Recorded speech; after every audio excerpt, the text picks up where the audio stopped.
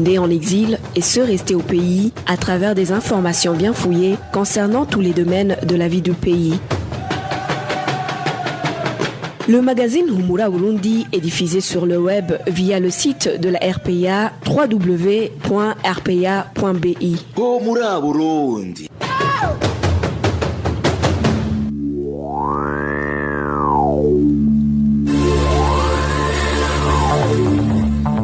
À la présentation, Josiane Mouzaneza.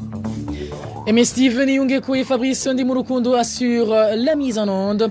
Merci de votre fidélité, amis fidèles de la RPA. Bienvenue au magazine Humura Burundi de ce vendredi 26 juin 2020, dont voici les principales articulations.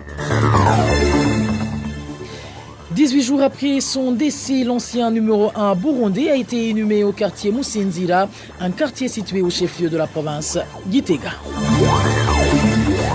Chassée de chez elle par les autorités administratives et ayant passé plusieurs nuits dans des buissons, la septuagénaire Conchessa Nzeimana est alitée depuis ce mercredi à l'hôpital de Gihofi. Même ses petits-enfants ont été admis au dit hôpital car leur santé s'est également détériorée. Dans ce magazine, nous vous ferons également part des inquiétudes émises par les hommes de droit quant à la volonté de l'actuel numéro 1 burundais de revaloriser la justice à la base à l'institution des Bashingana. Et voilà pour le sommaire.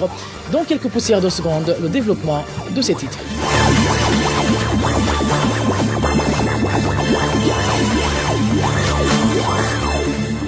Et encore une fois, bienvenue. Je vous le disais en titre, inhumation ce vendredi de l'ancien président de la République du Burundi, feu Pierre Nkurunziza. Plusieurs invités de marque, dont des ambassadeurs et des délégations de certains pays, avaient fait le déplacement. Innocent Valentin Singilangabo revient sur les grands moments qui ont marqué ces cérémonies. Les grandes cérémonies funéraires de feu Pierre Nkurunziza ont eu lieu dans 3 endroits différents. D'abord, à l'hôpital du cinquantenaire de Karuzi, vers 9h du matin, la famille de feu président Nkurunziza, le haut commandement et haute personnalité étaient sur place pour les cérémonies de levée du corps. Aussitôt, les cérémonies de levée du corps terminées, le cercueil de feu Pierre Nkurunziza, couvert du drapeau national, a été transporté par des généraux portant des gants. Parmi eux, un seul qui portait la croix et à la tête de procession avait mis aussi un masque. S'en est suivi un cortège funéraire depuis l'hôpital du cinquantenaire jusque dans la ville de Gitega. Tout au long de la route Karusi-Gitega et dans la ville de Gitega, la population avait répondu pour rendre hommage à cet illustre disparu. Ensuite, les cérémonies se sont poursuivies au stade Ingoma de Gitega. Sur place, des représentants des confessions religieuses ont débuté les cérémonies par des prières avant que la population ne rende son dernier hommage à feu président Nkurunziza. Ces cérémonies d'adieu ont été rehaussées par la présence de certains délégués des pays amis du Burundi, dont la Tanzanie et la Zambie. Aucun chef d'État n'avait fait le déplacement à l'occasion. Dans son discours de circonstance, le président Evariste Ndayishimiye est revenu sur la bravoure et l'humilité de feu président Pierre Nkurunziza. Ce n'est pas facile de trouver des mots appropriés à dire en ce moment douloureux où la famille de feu son excellence Pierre Nkurunziza ainsi que ses amis lui rendent hommage car nous l'avons perdu de façon inopinée. Il était notre parent, notre ami et notre conseiller en plus d'être président de la République. Dieu lui a donné de la bravoure, un cœur charitable et animé d'un esprit tolérant. Nous savons que nous sommes des passagers ici sur terre car nous ne pouvons pas vivre éternellement. Le moment venu, Dieu reprend ce qui lui appartient. Pour clore ces cérémonies, 21 coups de canon ont été tirés en son honneur.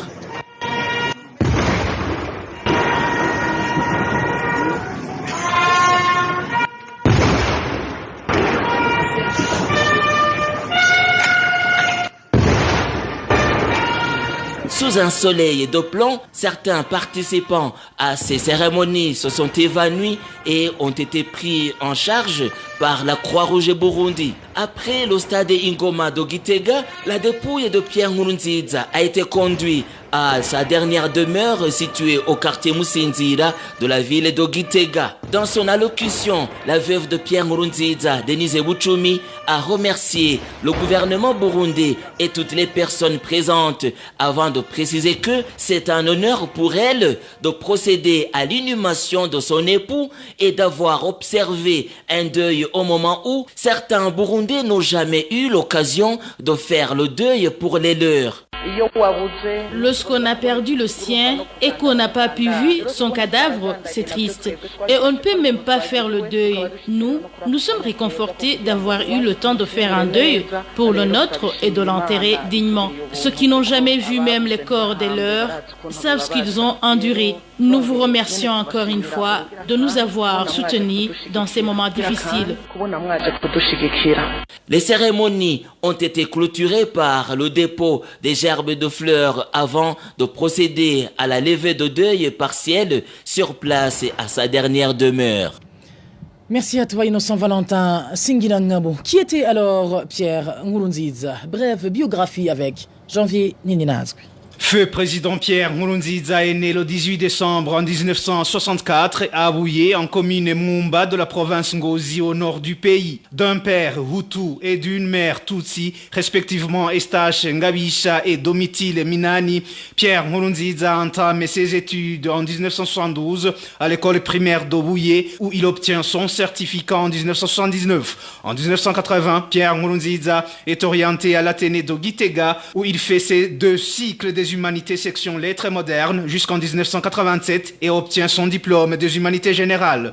La même année, il entre à l'université du Burundi à l'Institut de l'éducation physique d'où il sort avec le diplôme de licence en 1991. Pierre Nkurunziza preste d'abord comme enseignant de l'éducation physique au lycée de Muramvya avant d'être recruté comme professeur assistant à l'université du Burundi en 1992. Il y restera jusqu'en 1994, l'année à laquelle Pierre Nkurunziza se marie à Denise Buchumi. En 1995, Pierre Nkurunziza prend le chemin du maquis et rejoint ainsi les combattants du mouvement CNDD qui était créé par Léonard Nyangoma après l'assassinat du président Melchior Ndadaye. En 1996, Pierre Nkurunziza est condamné à mort par la justice burundaise pour sa responsabilité dans la pose de mines anti-chars ayant fait des dizaines de morts dans la capitale Bujumbura en 1995. En 2001, Pierre Nkurunziza devient le chef du mouvement rebelle CNDD-FDD. C'est en 2004 que Pierre Nkurunziza rentre au pays. Provisoirement amnistié, Pierre Nkurunziza devient ministre d'État de la bonne gouvernance et de l'inspection générale de l'État dans le gouvernement de transition, issu des accords d'Arusha et dirigé par Domitien Ndayizeye. Le 19 août 2005, Pierre Nkurunziza est élu président de la République par un collège formé de tous les membres du Parlement pour un mandat de 5 ans. Pierre Nkurunziza est réélu président en 2010. En 2015, Pierre Nkurunziza brigue un 3e mandat. Alors en déplacement pour un sommet à Dar es Salaam sur la situation de la crise déclenchée par ce 3e mandat, Pierre Nkurunziza est victime d'une tentative de coup d'État. En mars 2018, Pierre Nkurunziza est nommé guide suprême éternel du parti CNDD-FDD. Pierre Nkurunziza est décédé le 8 juin 2020 à l'hôpital cinquantenaire de Karusi. Il y laisse derrière lui une veuve et 6 enfants, 4 garçons et 2 filles. Retrouvez les différentes productions de la RPA sur Facebook, YouTube, Twitter et sur www.rpa.bi.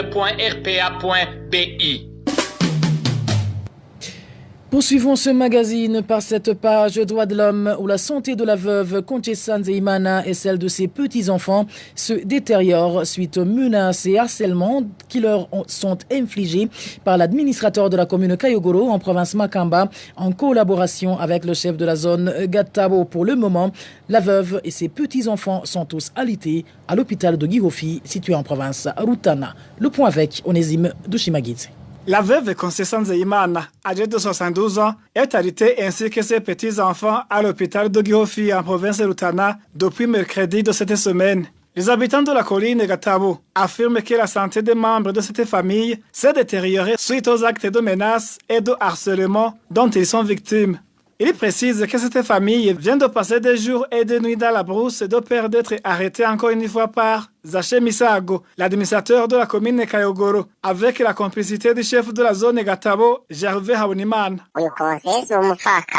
Cette veuve Concessa a passé des nuits dans la brousse. Elle a été arrêtée encore une fois samedi dernier et elle a été interrogée par l'officier de police judiciaire. Ils avaient des papiers pour prendre des notes et d'un matériel pour faire l'enregistrement. Suite à cette menace, ainsi qu'aux mauvaises conditions de vie, notamment la faim et le froid qu'ils ont subi dans la brousse où ils se sont cachés, la santé de cette veuve ainsi que celle de ses petits-enfants s'est détériorée. Ils sont pour le moment alités à l'hôpital de Gihofi en province Rutana. Cet officier de police judiciaire intimé à cette veuve lors de signer sur un document attestant que sa maison n'a pas été détruite sur ordre de l'administrateur de la commune Kayogoro, alors que c'est cette même autorité qui a envoyé des policiers pour superviser sa démolition. Selon les habitants de la colline Gatabo, la veuve Concessa est poursuivie par les autorités communales parce qu'elle a refusé de céder sa parcelle à ces mêmes autorités. Vu les conditions de vie précaires dans lesquelles se trouve la veuve Concessa et ses petits-enfants, ces habitants se demandent si l'administrateur de la commune Kayogoro, Zaché Misaago, et le chef de la zone Gatabo, Gervais Habonimana, ont au moins un sens de compassion. Ce problème était trop facile à résoudre, mais l'administrateur a d'autres intentions. Il fallait au moins effectuer une descente sur terrain pour s'enquérir de la situation. Nous savons que la parcelle en conflit lui avait été offerte comme une indemnisation parce qu'elle avait cédé les siennes pendant la construction du marché de la commune.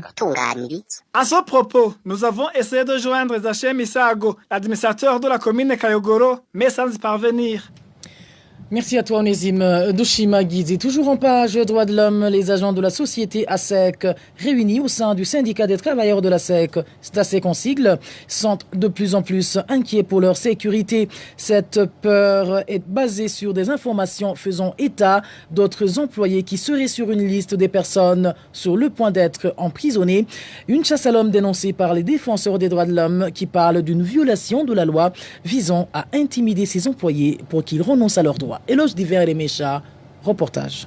La peur des agents de la SEC réunis au sein du syndicat STASEC est consécutive à l'emprisonnement sans mandat de leur représentant Philbert Ndouimana lors de sa visite à ses 6 collègues. Pour ces agents, la chasse à l'homme continue, d'autant plus que le directeur de la SEC, Justabel Ndikoumana, a écrit une lettre de licenciement pour faute lourde à plus de 50 employés pour motif d'enfreindre la loi en faisant une grève illégale et en vandalisant certaines choses. Accusation balayée d'un revers de la main par ses agents qui indiquent qu'il a opté pour l'usage de la force de la police menée par OPC de Guillaume Magogwa au lieu de se pencher sur leurs revendications pour d'éventuelles négociations. Une liste d'autres représentants syndicaux arrêtés aurait été dressée au sein de ce commissariat. Une fois arrêtés, ils seraient accusés du même crime que leurs collègues déjà sous les verrous, précise une source au sein de la police. Du côté des défenseurs des droits humains, les droits des agents de la SEC sont en train d'être bafoués. Eulalie Nibi, qui fut présidente du syndicat des enseignants STEB, fait savoir que la police et l'employeur sont en train de voler le droit de ces syndicalistes. Selon elle, le dialogue devrait être mis en avant dans la résolution des différends. C'est une réaction de désapprobation. C'est une réaction aussi de déception. Qu'en cette période-ci, des employeurs ne mettent pas en avant le dialogue. C'est des employeurs qui constatent qu'il y a des revendications au sein de l'entreprise. Au lieu de chercher une solution concertée et prendre une décision qui arrange et l'entreprise et les employeurs, ils passent par le crime. Ils passent par le traumatisme des travailleurs. Eulalie Nibidi conseille au patron de la SEC d'écouter les revendications des employés, car cela est la clé du développement de toute entreprise. L'entreprise vit grâce aux travailleurs. La qualité de l'entreprise dépend de la qualité du travail fourni. Et la qualité du travail fourni dépend de la qualité de la collaboration entre les employeurs et les travailleurs. Le conseil que je peux leur donner, c'est de privilégier le dialogue, de respecter la loi. Parce que les travailleurs ont le droit de réclamer des conditions de travail, mais aussi des conditions dignes. Si le dialogue est refusé dans l'entreprise, c'est le malaise, le travail n'avance pas, ça c'est la faillite. La rédaction de la RPA a tenté de joindre Pierre Mourikié, le porte-parole de la police, mais sans succès, tandis que le directeur général de la SEC, Justabel Ndikoumana, ne répond jamais à notre appel. Merci à toi, éloge divin Rémiche. De la page droit de l'homme, passons à celle de justice pour parler de la détention depuis 8 mois et 6 jours des 4 journalistes du groupe de presse Iwachu à la prison de Bubanza. Le tribunal de grande instance de Bubanza et la cour d'appel de Nahangwa les ont condamnés à un emprisonnement de 2 ans et demi ainsi qu'au paiement d'une amende d'1 million chacun. Christine Kamikazi, Agnès Ndirubusa, Terence Modzenzi et Égide Harelimana ont été arrêtés dans la commune Musigati de la province Bubanza alors qu'ils s'y rendaient pour enquêter sur les combats qui opposaient ce jour-là les forces régulières et les rebelles. Ces journalistes ont été condamnés pour tentative impossible de complicité à l'atteinte de la sécurité intérieure de l'État. Le groupe de presse Iwachu compte porter l'affaire devant la Cour suprême. Et puis l'institution des Bashinganahe et leur rôle de conciliation étaient prévus par les accords d'Arusha et la constitution burundaise de 2005. Propos de maître Dieudonné Bachila Ishidze qui souligne que l'une des attributions des Bashinganahe était d'aider les tribunaux dans l'exécution des jugements relatifs aux propriétés non enregistrées. Suivi. Ici, un moment dans l'histoire du pays où ces notables rendaient justice et réglaient les comptes. Donc, avec le temps, la place des notables s'est amenuisée. Jusque lorsque la Cour d'Arusha a tenté à manifester une volonté de réhabiliter cette institution. Parce que l'institution de Bushinganahe ne se résout pas uniquement aux notables de la colline. C'est une institution qui incarne des valeurs d'intégrité, d'honnêteté, qui devrait caractériser tous les dirigeants. Donc la Cour d'Arusha, dans son protocole 2, l'article 9, qui est relatif au pouvoir judiciaire, prévoyait effectivement une place de choix de ces notables pour règlement des litiges au niveau communautaire. Il était prévu une réhabilitation qui se retrouvait même dans l'article 269 de la Constitution de 2005. Pour le moment, on peut retrouver uniquement la place de ces Bashinganahe à l'article 58 du Code d'organisation des compétences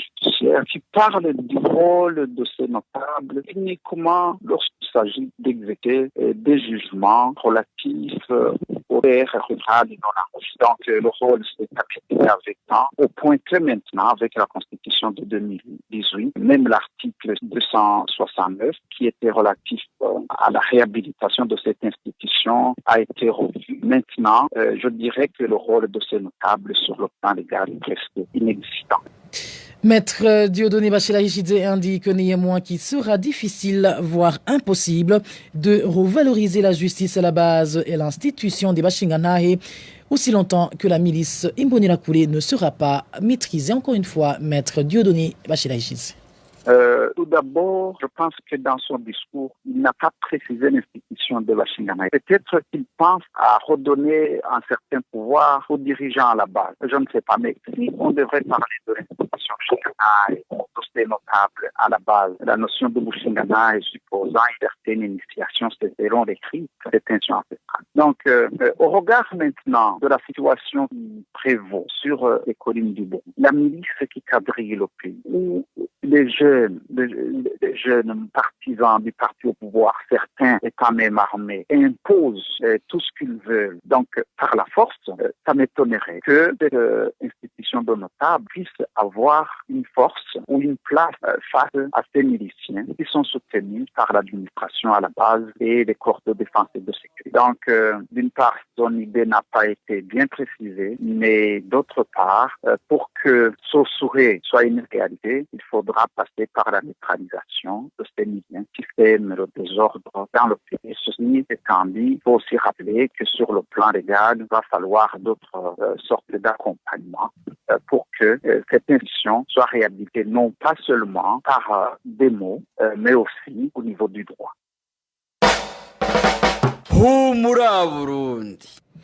Certaines parties du territoire du Burundi connaissent une insécurité alimentaire qui a commencé depuis le mois de mai dernier. Cette période serait due aux aléas climatiques et aggravée par la pénurie du Covid-19, du moins selon le rapport du cadre intégré de classification de la sécurité alimentaire au sein du PAM IPC en sigle. Le contenu de ce rapport avec Walter Kwizera. Selon le rapport de l'IPC sorti au cours du mois de mai, environ 42 000 personnes soit 0,4% de la population burundaise, ont été classés en phase 4, qui est une phase d'urgence. De ce fait, selon toujours ce rapport, environ 1 402 000, soit 14% de la population burundaise, sont automatiquement tombés en phase 3, celle dite de crise. Dans la phase 2, caractérisée par le stress, le rapport dénombre 5 587 000 personnes, soit 51% de la population burundaise y inclus. Selon les prévisions projetées par l'IPC, c'est seulement pendant la saison des récoltes qui va du mois de juin à celui d'août que l'on pourra enregistrer une diminution de la population en phase de crise et urgence. En phase de crise, le rapport de l'IPC prévoit une diminution d'environ 859 000 personnes, soit 8% de la population burundaise. Le même rapport souligne néanmoins qu'au moins 42 000 personnes resteront tout de même en phase IPC d'urgence. Pour cette même période d'analyse projetée, 3 108 000 personnes, soit 28%, ont été classées en phase de stress et 6 983 000 personnes, soit 64% en insécurité alimentaire minimale. Les pluies diluviennes suivies d'inondations, grêles, glissements de terrain ainsi que les conséquences des mesures d'atténuation du Covid-19 ont été les principaux facteurs d'aggravation et de l'insécurité alimentaire aiguë des ménages très pauvres, vulnérables aux moindres chocs d'insécurité alimentaire. Les zones les plus affectées sont celles de la crête Congo-Nil, les hautes altitudes et Limbo qui enregistrent au moins 15% de la population en IPC phase 3. Par ailleurs, le rapport de l'IPC note que les populations classées en phase 4 se trouvent principalement dans la zone de Limbo. Walter Cuisir, bouclons ce magazine par cette page gouvernance où la pénurie du sucre se fait toujours sentir dans différentes provinces du Burundi. Là où ce produit est encore disponible, il s'achète à un prix exorbitant. Certains commerçants grossistes sont pointés du doigt comme étant les principaux responsables de cette pénurie. Le point avec Vicky Chris Lineletse.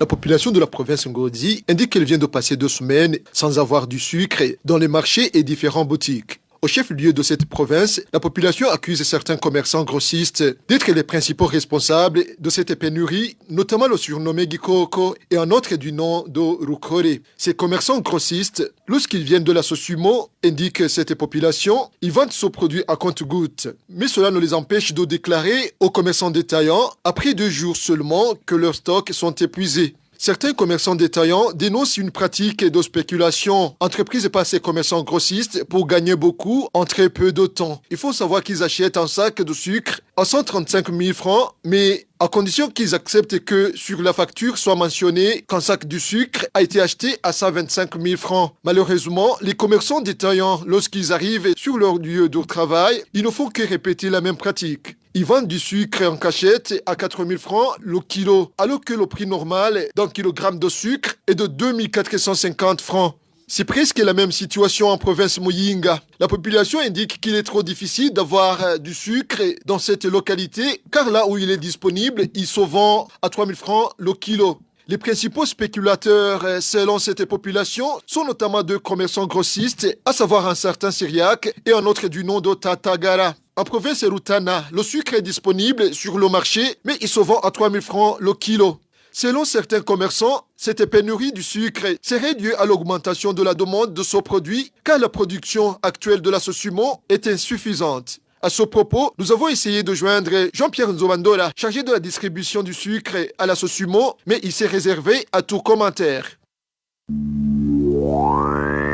Merci à toi, Vicky Chris Niniliti. Voilà, c'est sur ce reportage que nous mettons un point final au magazine Humura Burundi de ce vendredi 26 juin 2020. Merci à vous tous qui nous avez tenu compagnie. Merci à toute l'équipe rédactionnelle qui m'a aidé à collecter toutes ces informations. Sans oublier Aimé Steve Niungeko et Fabrice Ndimurukundo qui étaient de l'autre côté de la cabine technique. À la présentation, vous étiez avec Josiane Mozaneza. Excellente soirée chez vous. C'était le magazine Humura Burundi. Un magazine comptant pour relier les Burundais en exil et ceux toujours au pays à travers une information de qualité.